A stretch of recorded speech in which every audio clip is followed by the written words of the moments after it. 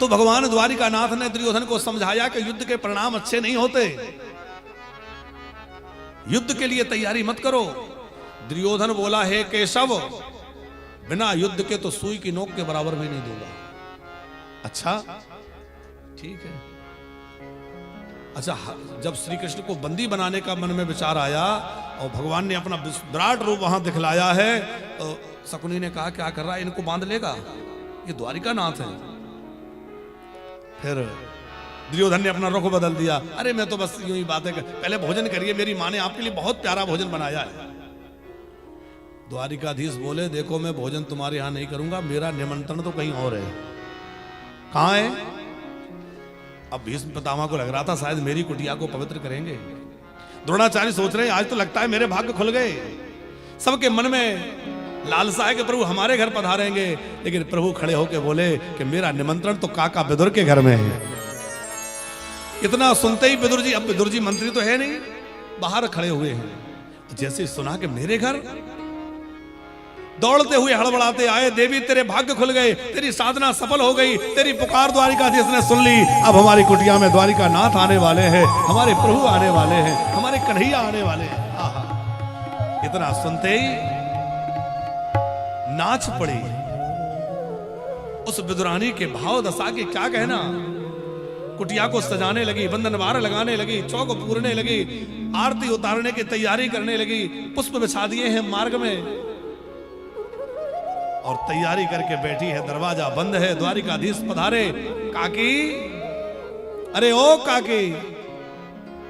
और जैसे ही द्वार खोला है तो जो हृदय में बसे थे वो सामने खड़े हैं। देख करके क्या कहना है, आंखों से अश्रु की धारा लग गई, प्रेम की दशा। अब बस टकटकी लगाए देख रही है। श्री कृष्ण बोले, देखते ही रहोगे कि अंदर भी ले चलोगी? और मैं तो भूल ही गई। फिर लेके गई, यहां बैठ जाइए, नहीं यहां बैठ जाइए। कई जगह घुमाया और संत कहते एक जगह उल्टा पटला रख दिया, भगवान उसी में विराज गए, क्योंकि प्रेम का बड़ा अटपटा मामला है। और बैठ के ऐसे देख रही। ठाकुर जी बोले, देखती रहोगी, कुछ खाने भी दोगी, बड़ी भूख लगी है। बोले, अभी तुम्हारे काका जी कुछ लेके आते होंगे, देखो जब तक वो कुछ लेके आते तब तक घर में कुछ फल रखे हैं। संत कहते हैं केले के फल लाए, कोई कहता है साक लाए, पर विदुरानी जो भी लाई बड़े भाव से लाई, जिमाने लगी। और ठाकुर जी बड़े प्रेम से जीव रहे हैं। और विदुरानी का पूरा ध्यान कृष्ण के मुखमंडल पर है, उनकी दिव्य छवि। बस विदुरानी खो गई उसमें। कब अपनी क्रिया बदल गई पता ही नहीं चला। वो केले छीलती अपने हाथों से, तो पहले तो केले की गरी दे रही थी, छिलका फेंक रही थी। इतने भाव में डूब गई कि केला का छिलका छीलती है, छिलका पकड़ा देती है और गरी फेंक देती है। ठाकुर जी देख रहे हैं छिलके को, क्या करूं इसका। फिर सोचा इतने प्रेम से दिया है और ना खाऊंगा एक भक्त का तिरस्कार हो जाएगा, इसलिए छिलका पाने लगे। और एक दो नहीं जाने कितने छिलके खा गए। और विदुर जी आए, उन्होंने देखा इतने गरी बाहर पड़ी हैं, हाथ में छिलका, सब समझ गए, अरे बाबरी तूने ये क्या किया। तो इतना कहते ही श्री कृष्ण की आंखें सजल हो गई। क्या बोले, काका जी आज मैंने पेट भर के खाया है, विदुरानी की छिलके, इस काकी के छिलकों से तो मैं तृप्त हो गया हूं, ऐसा खिलाने वाला तो कोई मिला। और अपने सबरी मैया का ये स्मरण करने लगे हैं। सबरी मैया की चर्चा करते हुए कहते हैं कि आज तो मुझे काकी के फलों को खा करके मैया यशोदा के माखन की याद आ गई। आज अपने काकी के द्वारा दिए गए छिलकों को पाकर के मेरे लिए सबरी के बेरों की याद आ गई। देखो जब जब राम जी को कहीं भोजन मिला, कोई बहुत बढ़िया स्वागत हुआ, कहीं बढ़िया भोजन का प्रबंध हुआ, तो जहां जहां भोजन की पहुनाई हुई वहां वहां राम जी सबरी की चर्चा करते हैं। गोस्वामी तुलसीदास जी ने विनय पत्रिका में एक बड़ा सुंदर पद लिखा है कि जानत प्रीत तेरा घुराई, जानत प्रीत तेरा घुराई, जानत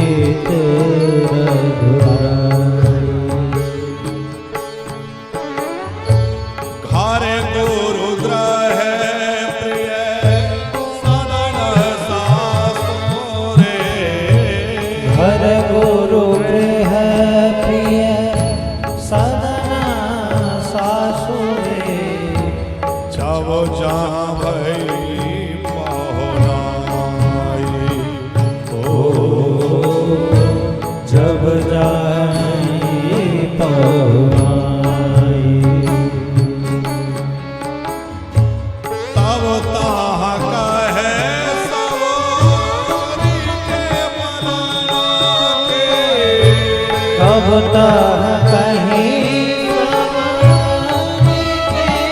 फल की रसो माधुरी न पाए। रस माधुरी जानत प्रीत रे तेरा घोराए।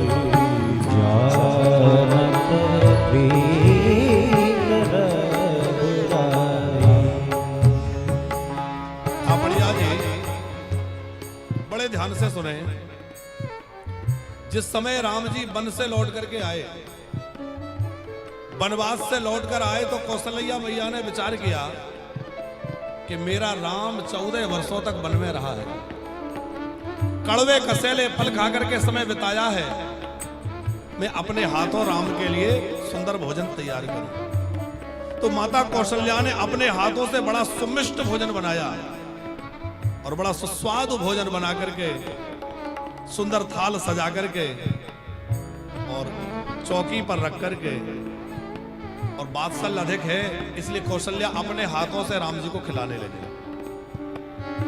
अब जैसे ही कौशल्या जी पवाने लगी, राम जी ने एक निवाला लिया और राम जी की आंखों से अश्रुधारा बहने लगी।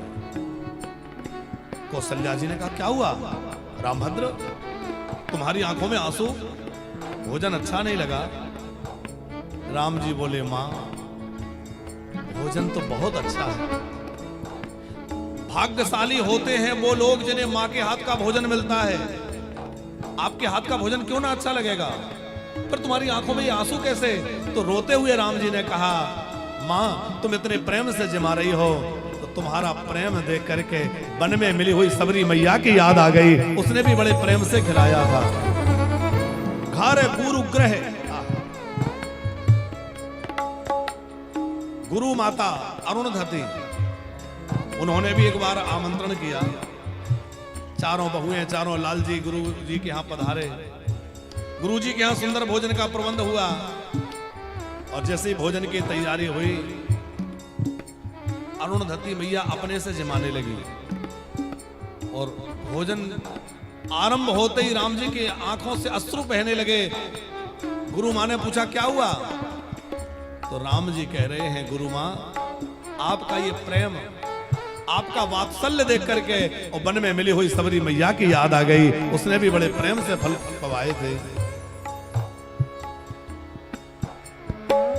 घारे गुरु ग्रह प्रिय सदन सासुरे। हर गुरु गृह प्रिय सदन सासुरे। हर गुरु ग्रह प्रिय माने मित्रों के यहाँ का भी भोजन का प्रसंग आया तो बार बार भोजन के प्रसंग में राम जी अपनी सबरी मैया को याद करते हैं। ससुराल में जब राम जी की पहुनाई हुई तो सजल नेत्रों से राम जी बार बार सबरी मैया की सराहना करते हुए कह रहे हैं ऐसी मधुरता तो आज तक कहीं नहीं मिली। घारे गुरु ग्रह प्रिय सदन सासुरे। हर गुरु गृह प्रिय सदन सासुरे। जब जहाँ भई पहुनाई। जब जहाँ भई पहुनाई। तब तहाँ कहा सवारी के पलनों के। तब तहाँ कही शबरी के फलन की। रसो माधुरी न पाए।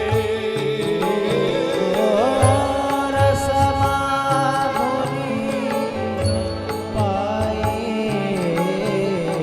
जानत प्रीत रे तेरा घोराए।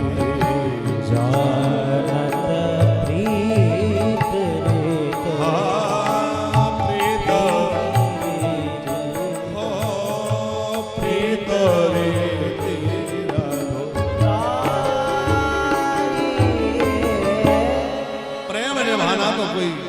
जानता है तो सब राम जी जानते हैं, हमारे ठाकुर जी जानते हैं।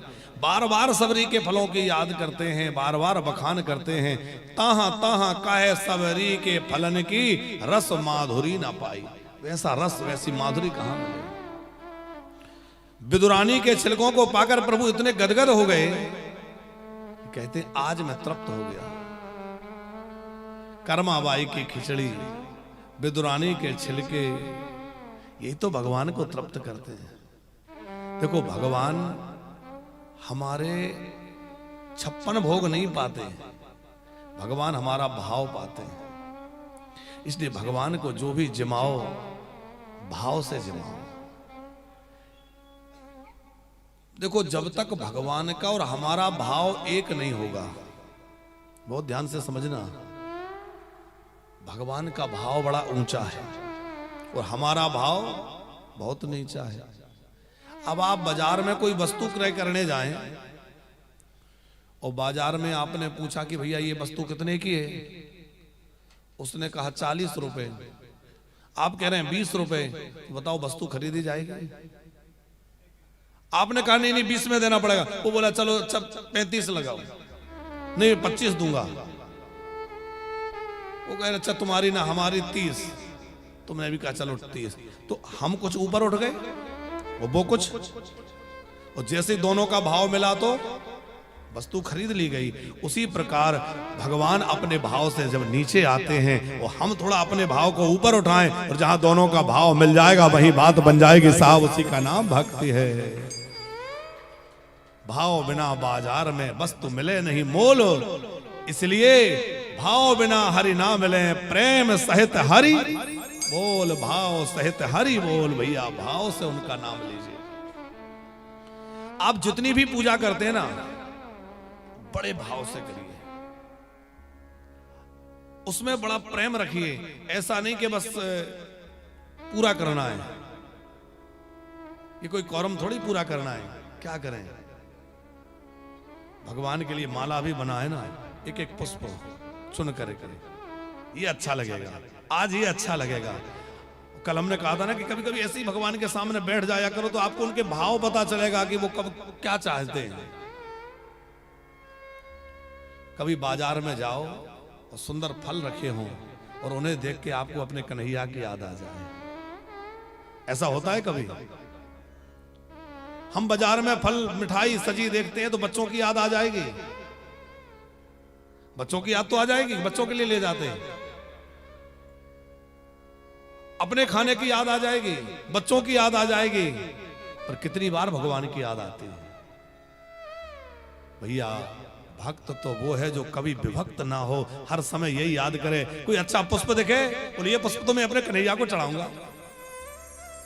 कोई अच्छा फल दिख गया, अरे ये तो कितना बढ़िया आम है, ये तो मेरे ठाकुर जी को भोग लगना चाहिए। कितनी सुंदर माला, ये तो मेरे कन्हैया को कितनी प्यारी लगेगी। कितना अच्छा वस्त्र, ये मेरे ठाकुर जी पे कितना सजेगा। हर वस्तु में भाव, और जब भाव आपका इतना होगा ना तो याद रखिएगा, आप प्रभु को इतना याद रखेंगे तो भगवान भी आपकी इतनी याद रखेंगे कि जीवन में कोई कमी नहीं रहने देंगे। ये तो मेरे भक्त को चाहिए, मेरे भक्त को ये मिल जाए, मेरे भक्त को ये मिल जाए।